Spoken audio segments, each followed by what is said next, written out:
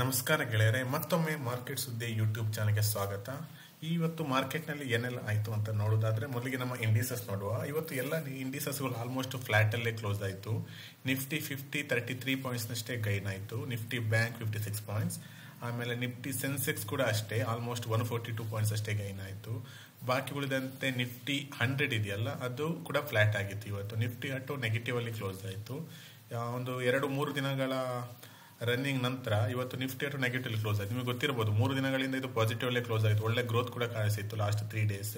But ಇವತ್ತು negative ಅಲ್ಲಿ close ಆಯಿತು. ನಿಫ್ಟಿ FMCG ಕೂಡ ಹಾಗೆ ನೆಗೆಟಿವ್ ಅಲ್ಲಿ ಕ್ಲೋಸ್ ಆಯಿತು. ಇನ್ನು ಮುಂದಿನ ಸುದ್ದಿ ನೋಡೋದಾದ್ರೆ ಆಂಜಲ್ ಒನ್ ಶೇರ್. ಇವತ್ತು ಆಂಜಲ್ ಒನ್ ಮತ್ತು BSE ಅಂತ ಶೇರ್ಗಳು ಇದೆಯಲ್ಲ, ಅದು ಆಲ್ಮೋಸ್ಟ್ 6-7-8% ಅಷ್ಟು ಕುಸಿತ ಕಂಡಿತ್ತು.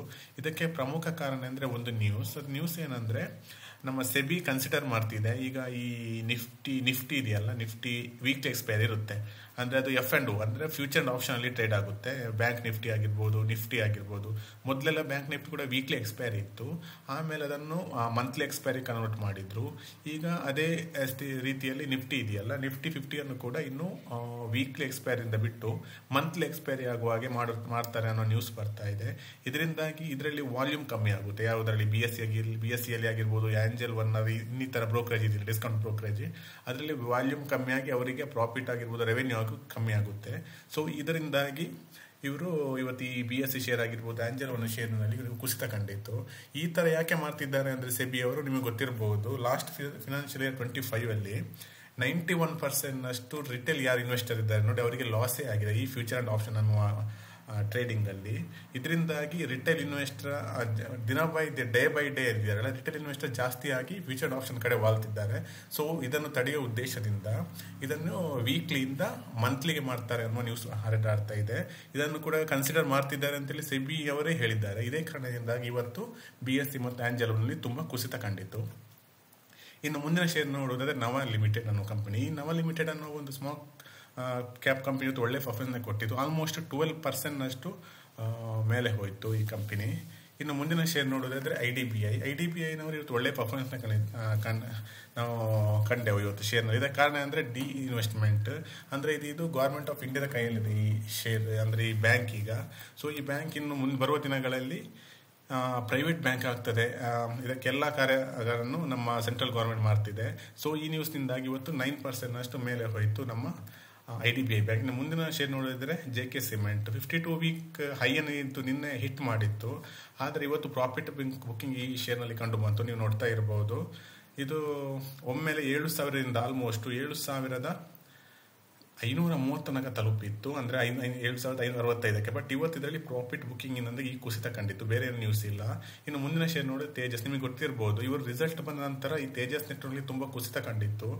ನೀವು ಇಲ್ಲಿ ನೋಡ್ತಾ ಇರಬಹುದು, ಲಾಸ್ಟ್ 1 ಮಂತ್ ಅಲ್ಲಿ ಈ ಶೇರ್ ಆಲ್ಮೋಸ್ಟ್ ನೋಡಿ 6 ಮಂತ್ ಅಲ್ಲಿ ನೋಡೋದಾದ್ರೆ ನೋಡಿ, ಏಪ್ರಿಲ್ ಅಲ್ಲಿ 886 ಶೇರ್ ಒಮ್ಮೆಲೆ ಕುಸಿತ ಕಂಡು 550 ತನಕ ಕೂಡ ತಲುಪಿತ್ತು. ಅಂದ್ರೆ 52 ವೀಕ್ 548 ಕೂಡ ಹಿಟ್ ಮಾಡಿತ್ತು. ಆದರೆ ಇವತ್ತು ಈ ಶೇರ್ ನಲ್ಲಿ ಒಳ್ಳೆ ಪರ್ಫಾರ್ಮೆನ್ಸ್ ಕಂಡಿತ್ತು. ಇದಕ್ಕೆ ಕಾರಣ ಅಂದ್ರೆ ನ್ಯೂಸ್ ಏನಂದ್ರೆ, the Indian government recently encourage to private telecom players to prepare locally made networking equipment in order to enhance national security and resilience in face of rising geographical attention. ಅಂದ್ರೆ ಇನ್ನು ಈ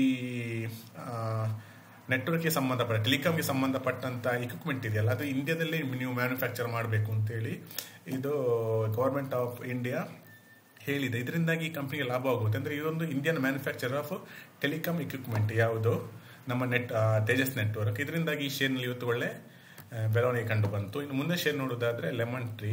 ಈ lemon tree ಇವತ್ತು ಬಹಳ ದಿನಗಳ ನಂತರ ಒಳ್ಳೆ performance ತಗೊಂಡು 8% ಅಷ್ಟು ಇದು ಇವತ್ತು ಮೇಲೆ ಹೋಯಿತು. ಇನ್ನು ಮುಂದಿನ ಶೇರ್ ನೋಡೋದಾದ್ರೆ ಸ್ವಿಗ್ಗಿ ಕೂಡ ಹಾಗೆ ಇವತ್ತು 2% ಅಷ್ಟು ಮೇಲೆ ಹೋಯಿತು. ಅಂದ್ರೆ ಡ್ಯಾಮ್ ಕ್ಯಾಪಿಟಲ್ ಬ್ರೋಕರೇಜ್ ನಾವು ಇದಕ್ಕೆ ಬೈ ಅನ್ನುವ ಆಪ್ಷನ್ ನೀಡಿದ್ದಾರೆ. ಸೊ ಇದೇ ಕಾರಣದಿಂದಾಗಿ ಈ ಶೇರ್ ಇವತ್ತು ಒಳ್ಳೆ ಪರ್ಫಾರ್ಮೆನ್ಸ್ ಕಂಡು ಬಂತು. ಇನ್ನು ಕೊನೆಯ ಶೇರ್ ನೋಡಿದ್ರೆ ನಜಾರಾ ಟೆಕ್ನಾಲಜಿ.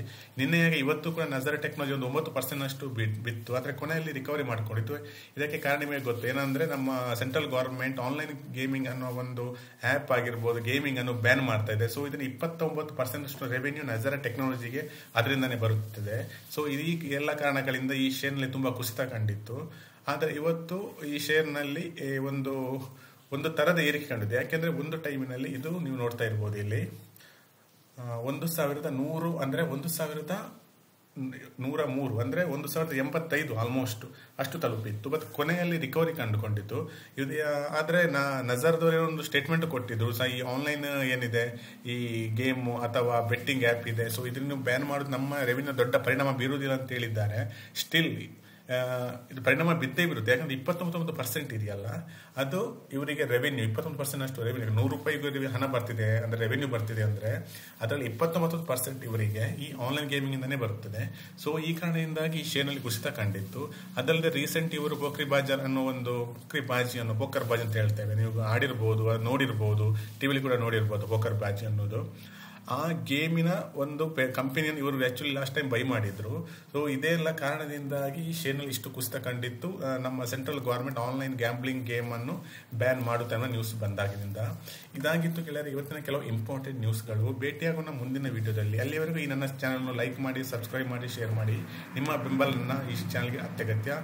ನಮಸ್ತೆ.